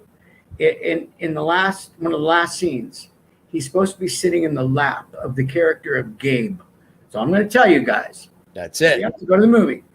And he wouldn't sit still in rehearsals. I would have had to give him my Valium. to him. To him. You know, and a biscuit. Because these dogs are hyper. Like me. And I'm hyper. So they take on look at you. See, you're sitting there. You look like Woodstock Walter. You know, you're just mellow with your long hair, and and I'm like neurotic Jew, crazy man here. You know, it's funny. And that's the dog. This dog I'm usually, where is he? Short hair, like no, leave it like this. Logo. What happened? This gives you the Samson thing. What happened? Well, thank you. What happened was it was a challenge a little bit. You know, when the pandemic hit, I wasn't on airplanes flying to Texas and Florida and Ireland doing the TV shoots, though I was still working in television and radio and doing the radio shows out of the house and all these other. We had to pivot, but I said, you know what? Let me see if I can get away with growing it longer, because it was always, my hair changes with the wind based on the project, my mood, the weather, the season, whatever. And I've changed it 50,000 different styles, different ways. I get bored with it. But with this one, with the pandemic, I said, you know what? Why don't I see how long I can let it go where I don't do a haircut? So it got down to about here, and it went a full year. Then it becomes a challenge. I'm just a few weeks away from the year mark. It's like when you get in the car and you drive. You've got Tom Cruise Last Samurai hair now. I was going to say it became like a challenge where, say, for example, you're in the car in New York and you're going to go visit the family in Florida, and you're going to drive down I-95. Yeah. You don't want to stop. You just want to keep going. We're going to get there. A couple more exits. Everybody hang on. We'll find a restroom in a minute, but we're only one more exit to the Carolina border or what have you. This was that. So the length of the pandemic can be measured by my hair. It has been cut and styled and thinned and everything once since about 3 weeks ago. But it's interesting. It's sort of like some of the work that I do on television, they really like it. It depends on the person. If somebody's used to seeing me with the shorter hair, they're like, oh, I like you better with the shorter hair. Some say, oh, I like you better with the longer hair. And I'm saying, why do you have to say like you better? You like me better because of the hair? Don't you like me I anyway? like you better. What if I was met you? I like the hair. But you don't like me better. You like me. The hair is just the icing. Well, you got to remember, I look at life through a director's lens, you see. Thank you. And I see everything cinematically. And so when I first saw you this morning, I go, God, I hate this guy's hair because I want to have it. Because, I got a Brillo on top of my head. You know what I'm saying? I'm going to go clean the pans after this. I hadn't noticed. It's just a slight reflection coming off the... That's the gel, Yeah, I actually made my own concoction today, so I could have... It could stay in place, and because I like to get out of the shower, and that's it. Oh, yeah. But see, this hair, I've always killed to have hair like yours. Always. Yeah, it's the Last Samurai hair.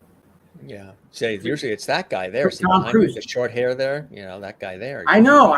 That's when I saw you with Adam. It was shorter, right? Yes. Yeah. It was still in the growing process. Yeah. Yeah. But you see, I'll tell you what it is. Cinematically and in life, I'm going to be my philosophical Sort of self. Keanu Reeves. Hair is everything. Everything, especially in an actor, in a man, and in their personal lives. Yeah. Right. It takes a certain human being to have no hair and go through life. Yeah. I believe it's. I had a hair transplant when I was 33. I couldn't even live without it. And I talk about it. People go, "How come you have all your hair? You're 70 years old." Well, I had it done. Because I couldn't have handled it. Oh no, I was that insecure. Now, if you had stayed in the Midwest, you were born and raised in the Midwest, would that have mattered as much as opposed to being in Hollywood, where it's a different mindset a little bit? I don't know because I don't know, Jim, because we left so young. Yeah. I don't know what I would have turned out to be. No, I got out here so young, and I was so messed up, and I'm finally able to talk about it. I'm actually going to write about it. I've never written about it. Doing a memoir? The time I've started to write about it is in the sequel to Last Call in the Doghouse, through Adam Jacobs' character. Right. And I'm, for the first time, should I get out of the way of the poster? There it is. Oh, there it is. Yeah. There it is. Yeah. This is our new poster. Terrific. Yeah. And for the first time, I'm writing about it.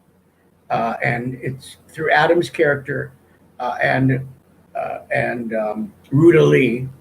Oh, she was just on a couple weeks ago, She's live from her beautiful Mexican chalet. She's amazing. She's going to play Adam's mother. Is she really? First big part she's had in years. And she's going to play a woman with Alzheimer's disease, a Broadway star. They just celebrated her birthday at the Hollywood Museum. Yeah. I haven't even met her, but I'll tell you. Oh, she's a firecracker. She's amazing. I've talked to her a lot on the phone. Yeah. But because I sent her the script, because when I was talking to my publicist, Barry, you know Barry, right? Barry, he knows her, and he had mentioned he's her press, and I just watched an old episode of Bonanza, because Bonanza was my show. That's a whole other conversation. That's my totality as an artist is Bonanza. Yeah. Okay. I have the Ponderosa map right in that other room there, given to me by Dan Blocker. May he rest in peace. Yeah. And there was Ruta Lee in an episode called The Woman Lost. That's right. She was like 26 years old. She was brilliant. Brilliant. Yeah. The acting. Perry Mason. So many different things. Yeah. And she and the Lucy show she was on. So I believe this is why I'm so spiritual about Doghouse. I think everything is divine intervention. Everything. It comes to you when you least expect it, when you need it. That's what Last Call in the Doghouse is about. Yeah. Miracles happen. They're human driven. You just need a little kick from the higher power. Just a kick. It's just a little bit of a nudge. Yeah. And so I don't believe in coincidences, Jim, at all. So I've seen Ruta, and there was a 2-shot of her and Lauren Green. She played an alcoholic actress. Just a 2-shot. And in those days, they would sit 2 terrific actors in a shot for 3-4 minutes. No cutting. And there's Ruta Lee doing this monologue about why she became an alcoholic, how she lost her family. It was brilliant. So what you just described is what I love. I showed a friend not that long ago. Guess Who's Coming to Dinner? Catherine Hepburn, one of my favorite Spencer movies. Tracy. I was on that music. set. I was on that set. Were you on that set? One of mine favorites too, on Golden Pond. I mean, just some of these, but that particular one, just the setting, uh, the set, the house, the furniture, the It was a lighting, play. the music, Yeah. the facial expressions. And this friend, she had come over, and I said, "We're gonna watch a movie, and then we're gonna watch Guess Who's Coming to Dinner." I mean, with legends, Yeah. Sidney To say the Poitier, least. Katharine Hepburn, Spencer Tracy, Isabel Sanford in it, everybody. And you're going to enjoy it. You're gonna be swept up into it. And as we're watching it, she was saying, "Where's the action? It's too slow. It's taking too long to I like." get that a And I'm lot. and I'm saying to myself, no, no, no, no. Are you listening to the music? Are you looking at the facial expressions? Are you seeing the set? Aren't you like soaking up and swept away by this? Uh, no, I'm like, well, then That's that. you're just not going to get that. I said, this isn't.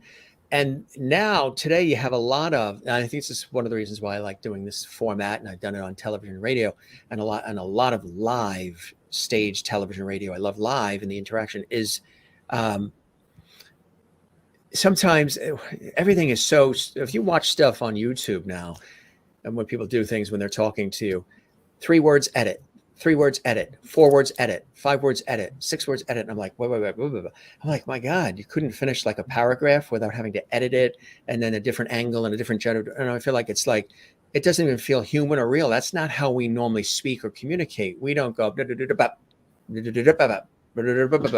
it's almost too much. And some people will edit they'll say 3 words, edit, You jump want to cut. know? You want to know It's a take on jump that? cut. And remember when these jump cuts used to be considered a mistake when you saw Yes. that? You would say edited, that was edited.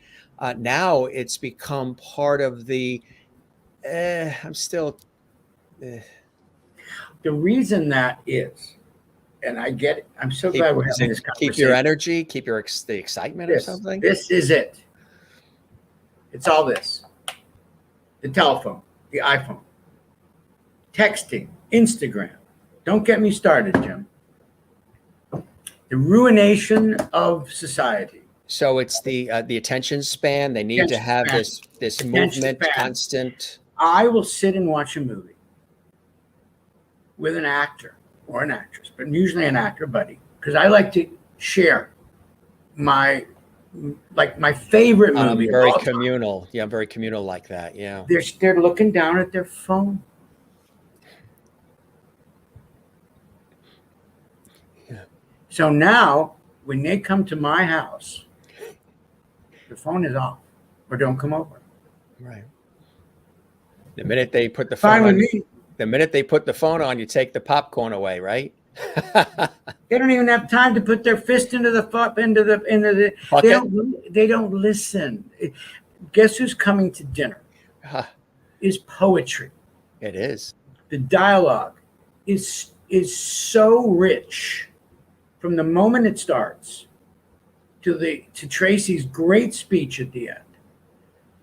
And they won't catch it because they won't get Tracy's genius, because they're going to be looking down at their phone while he's doing this 11-minute speech. And then the look Catherine gives him and he gives her at the end. Well, she knew he was dying. We knew He died 2 weeks later. After that. And the one day that I was on that set, I snuck on because it was a closed set, but I saw Poitier, and so what's another he do? Brilliant actor. Yeah. Yeah, and speaking of Sidney Poitier, you're gonna like this. Last Call in the Doghouse has an actress in it named Judy Geeson. Do you know who that is? Her name is familiar, but I She haven't. was in Sir with Love. Ah. She was the lead girl who fell in love with, and Yeah. she's in my movie. She's like a Katharine Hepburn. She plays this old lady who comes into the bar at closing time, and the first thing she says to Parker Stevenson, who plays Simon. The Hardy Boys. Yes. Who plays Simon, who's a playwright who comes to the bar to write. But she says very early on in the film, I'm not going to wake up tomorrow I'm going to sleep tonight and I'm not going to wake up. I don't want to. And then we get to know why. And Judy plays this. And we go to a flashback of her character, who was a little girl running from the Nazis. She's a Holocaust survivor. Mm. And she's never been able to deal with losing her father. Right. That's all I'm going to say. Yeah. But she's played by David Chokachi's daughter in the flashback. And that was a thrilling day to see David and Britt, you know, because that little girl, 8 years old, she was a total pro and never done anything, but she'd watched her dad.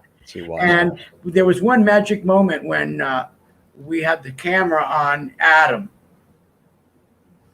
and she's talking to her, Adam's playing her father in this flashback.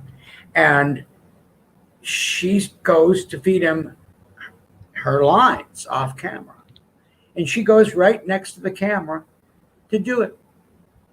Because I would look at her or David and I go, oh, I would look to the AD. I go, do you want to feed Adam his lines? And Britt would go, oh, no, Bruce, I'll do it. I'll feed him his lines. 8 years old. And she goes and stands right next to the camera in Adam's eye line. Amazing. That's the kind of set. Yeah. This movie's so magical. I do hope you watch it. So where can people see it? If we're tickling their fancy. Now they want to see it. They can see it in two places. They can see it directly on Stony Point Entertainment, streaming it, or they can buy it, or they can Amazon Prime.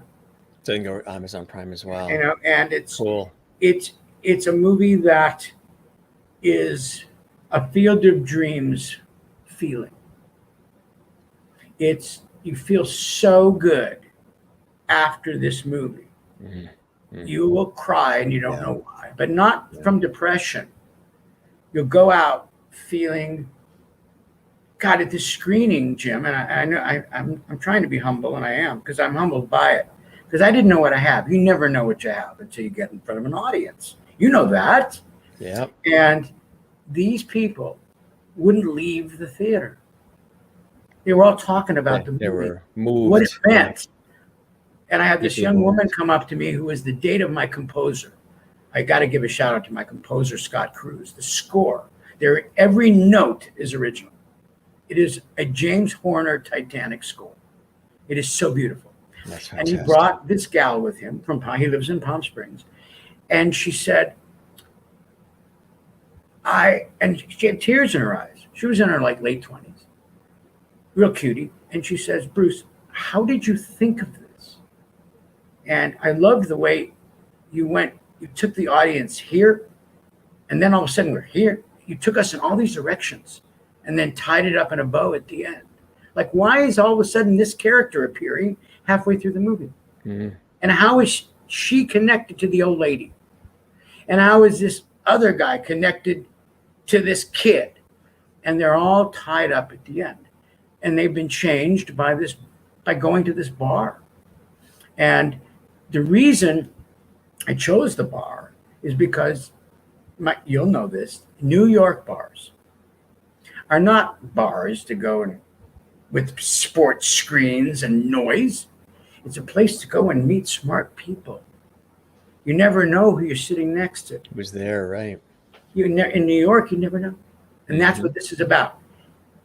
In life, you never know who's there. That's right. And that's what this movie's about. Incredible. You walk into a bar, at your bottom, your heart is just cracked. You never know who you're going to meet in there that's going to change your channel. And that's what the movie's about. And I think life is that way. I've done that. Like meeting you now. I didn't know you yesterday. Now I know you. You know me. We might become friends. You understand what I'm saying? Wait a minute, we haven't already? Just because Barry, who's the doghouse, the conduit, put the people together.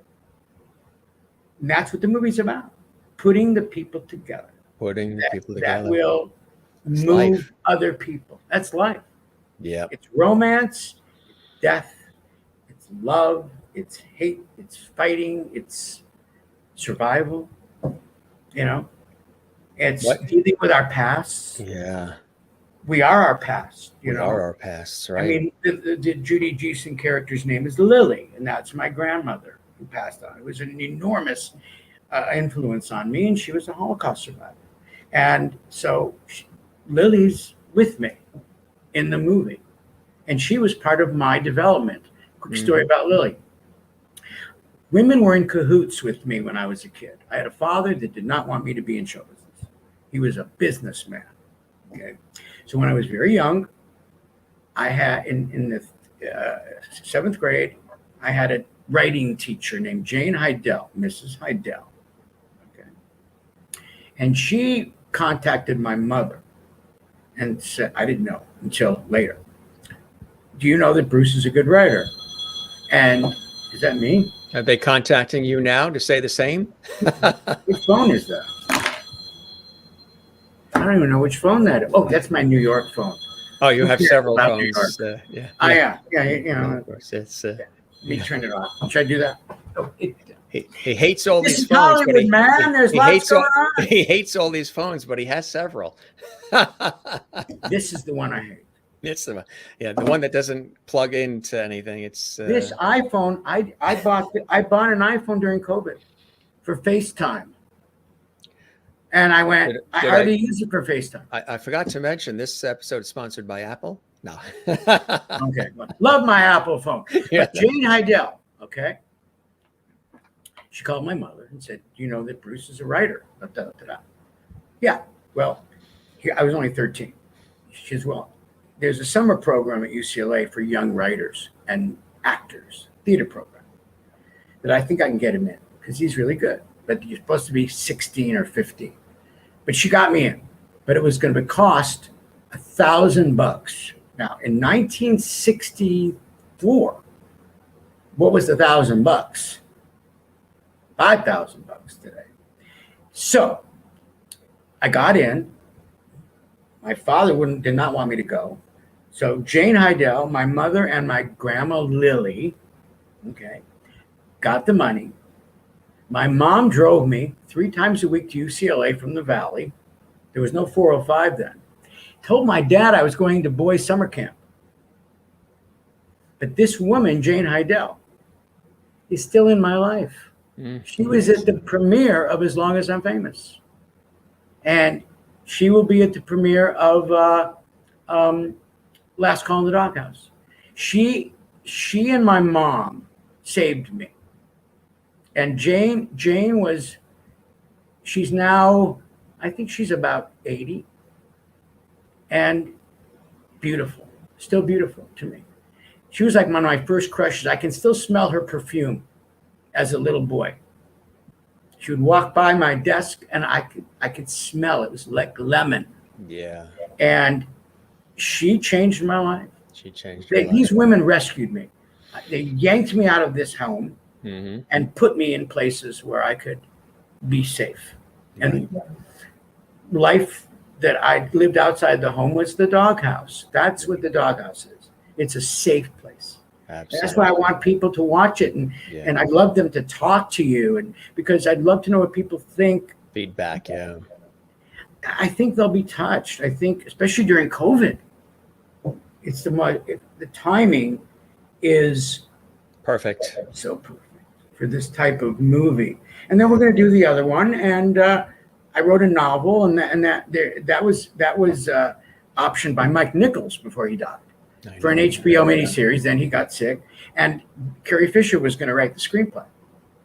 You want to see the novel? Got my props. Look at me. There's the chair. There's the chair. Sexual justice.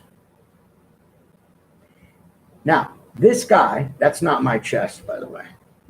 That's a highly paid model. But it's a novel that covers 30 years. It's available on Amazon, and it does well. I mean, it pays for my car payment and my insurance. But it's being reactivated again, possibly as a miniseries. It's very exciting. Yeah, but I don't want to direct it. It's too big. It's too But big. Mike Nichols, who was another mentor, Oh yeah, you know. amazing. And Carrie was a friend of mine, Sure. and her death kicked me, but I knew she was not well because of her diet. Yeah. This girl never went to the doctor. She smoked. Like, see, I vape now and then, because I used to be a smoker. She would smoke one Marlboro after the other. She had a heart condition. This didn't surprise me. And I knew Debbie, you know, they were like this. They were like, Mm. I've met so many fascinating people, and I didn't realize it until I told Barry, because he asked me, "What's your story?" And I never. That was just my life, and I just think they were my people, my Absolutely. neighbors.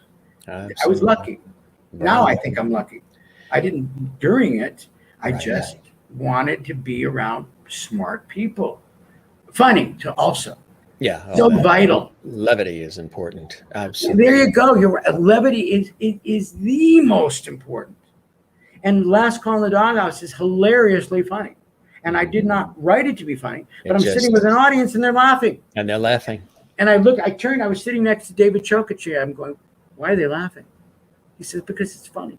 because it's funny. It's funny. That line is funny.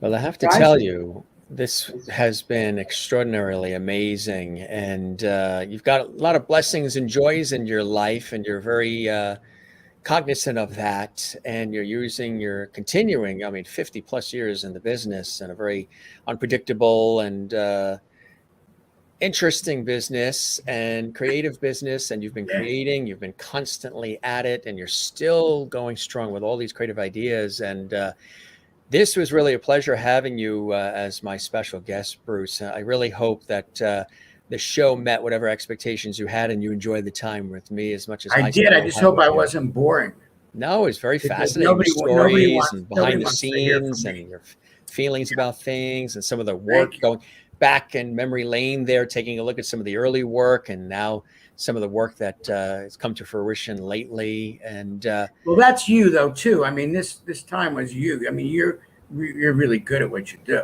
I mean, it's not easy to be a host.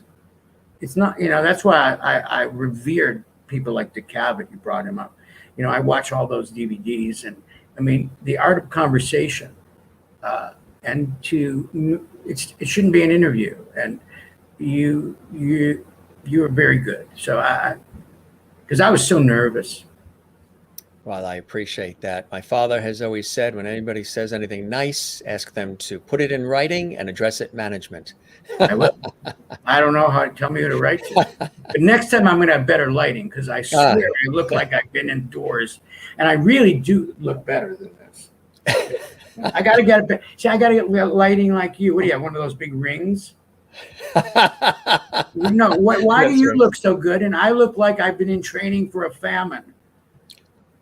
I just look Because I'm still awful. on the East Coast. I don't know. Because I'm at the ocean all the time. Not sure, but hey, you look like a million I bucks mean, there. there. I Very, got to get very, better. very Now that's good. California See, there. now that Now that that's picture, LA. That's that's LA. at the height of COVID. That's what they call Hollywood adjacent. Yes, it is. Yeah, thank you. You guys are you're amazing, and I enjoy the fact that I, you are so prepared. I'm I stunned. do. You'll be very I wish I could have surprised. gotten you some clips from the movie. You'll be very surprised, especially as a producer, screenwriter, director. Um, I do the entire thing myself, even when it's live, the whole thing from top to bottom. Are we still on? Right. Because you're so Yes, conversational. I don't we know we. when we're I on or know. off. It That's just. that's a compliment because I you know, appreciate that. yeah, because It, that's your art, that's your skill.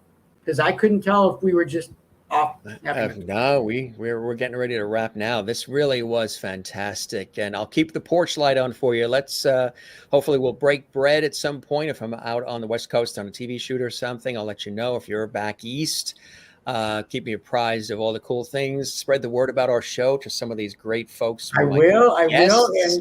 And can we And talk? Can we tell people where to go look at the movies again? yeah, go ahead. Yeah, Okay. definitely. You can go to two places. Stony Point Entertainment. It's our website, which is like a virtual store. It's like a Blockbuster That's with our right. It movies, is. Yeah. and you can save money. And one of the reasons we created that is we can do promos for charities and stuff like that, That's where you nice. can't do that with Amazon. No. So if people have charity, we have promo codes, and if they mention that charity, we give proceeds to Very it, nice. because you have to do that. And so it's Stony Point Entertainment or Amazon, and the movies are As Long as I'm Famous and Last Call in the Doghouse just premiered last week. Awesome. And Adam Jacobs. And with us, you can get them on DVD or Blu-ray as well. And Adam, these are movies that you might want to have in your library, or good stocking stuffers. Look at me. Now I'm the promoter. Good stocking Absolutely. stuffers. Yes. You're perfect for the holidays. And what's also great, may I say, is that even though I do tackle topical relationships, everything is PG. Yeah. If you can't watch my movies with the family, Yeah.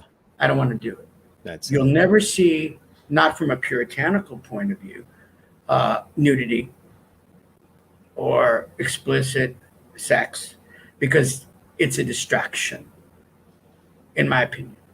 I don't judge it, but I'd rather see the beginning of the romance Right. and after. Mm-hmm. I don't need to see it. I don't need to see how they build the car. Do you? Right. Exactly. Not everything has to be spelled out. Exactly. Use your imagination. Use the imagination. Comes back to what we were saying earlier, the fantasy and the daydreaming and the imagination. And Well, what's better, what you create when you're watching a movie in your mind is much better than what the director or the writer had imagined. Exactly. Because you can take it with you. You make it your own, right? You make it your own. And that's what Last Call in the Doghouse is, especially. It's a movie that you feel like you're a fly on the wall for 93 minutes. Mm. Same thing with As Long as I'm Famous. Yep. You are a fly on the wall, seeing and listening to people talk about things you can relate to that will break your heart or make you laugh. This was amazing, my friend. You're amazing. Spread the word, please. I'm going to spread the word, and we're going to get together, and I'd love to have David come on. Chokichi would love to come, I'm sure. That would be and awesome. Yancy Butler, she's fantastic. Yeah. She's got great stories, and she's going to be in the next one too. Cool. And so we'll talk. And Absolutely. I want to thank you. You are a very, very good, I'm not going to say host. You're a journalist human. You get information without getting it. It's given to you. And that's a pro. I hope I'm as good a writer as you are an interviewer. I appreciate I that. don't say that to a lot of people, because you just I was petrified. I told you before we started. I know. Now I'm fine now. Now you don't have to take the Valium. No Valium. No Valium. No Valium. I was your Valium for the day. Yes, we don't take drugs here. No. That was another era. Yeah, it's a whole other world. But I never did that stuff too. Yeah. I was too scared. I was too scared, and I was too sensitive. I went through that. I went through that hippie time, but and I won't say cliche. I was naturally high. No, I like to be naturally miserable, and that made other people laugh, and I could write better. Exactly. Does that make sense? Because I would be miserable. Because I'm miserable right now. Look, I'm laughing. I just want people to go buy my movie. That's why, you know what I'm saying? But you guys, seriously, you should have all the success, because what you do, you're very much like Cabot. Appreciate that. Yeah. Kick me off. I won't stop. Ask Barry. I won't stop. I always say remember to the all toy Mr. Machine? Oh yeah, keep going.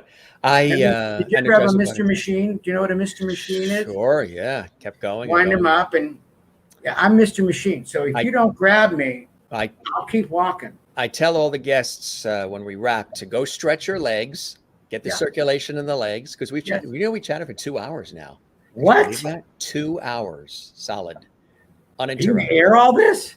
Yeah, we do. These are again bringing back the lost art of conversation on the Jim Masters Show. I had no Yeah. You're right. 2 hours. 2 hours. I'm going to So go have a grilled cheese you sandwich. go have a nice grilled cheese sandwich, and it's almost dinner time here on the East Coast, so we will do the same. How is it? But before you go, tell me a little bit about are you in New York, Connecticut? Where are you? Yes, yeah, we're right on the southern New England coast What between New is York and going on with the COVID it's there? 74 degrees and sunny, no humidity, What beautiful. about We're on the COVID? coast. Uh, we're in one of the better spots because they really were aggressive about and they were following, some of the guidance and the masking and all the rest. Unlike, maybe some other So areas, bad but here. it's rising everywhere right now. So Do you want to know hopefully, why? Do you want to know why it's rising in LA? And I'm going to give you that they don't show on the news. The movie sets. everybody Even has to though be, they're protected and all that, yeah, there's it's so many that aren't. right. And the crew people The mixing, and some of the actors are not vaccinated and won't be. so it makes it tough. Yeah, And in the hospitals that are in the area where they're shooting, yeah, that's where the COVID cases are springing up I know. primarily. My business partner went from no COVID patients to 19 in 4 days. Yeah, no, it's really spiking. Praying, we've got our fingers, toes crossed. We get past all of this. We For will. sure. We will. And We'll I stick promise together. next time I will look much better because I just have to figure out the lighting. You'd think a director would know that. Terrible. But I apologize. But you did good. You did good. I'll have a special light on me next time. What? Special. I'll carry this around. Oh, Look there at you that. Look at this guy. Now there's a handsome devil. go. Goodbye. That looks like ET. Or an angel. That's it. You know what I'm saying?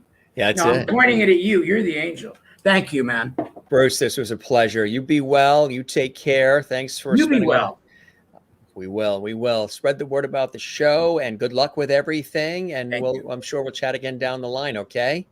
You should come out to LA when we're shooting. And thank Barry for us too, of course. I will. Yeah. But you should come out to LA when we shoot our interiors, which will be after the holidays, and do it like a remote from the set. On location. That's cool. How I cool like would that. that be? Yes, Jim Master Show on location. I love We'll that. fly idea. you out. If you love bring that. your equipment, we'll fly you out. That would be How cool. cool would that be for your audience? Fantastic. Let's put that together. Yeah, absolutely. I'm serious.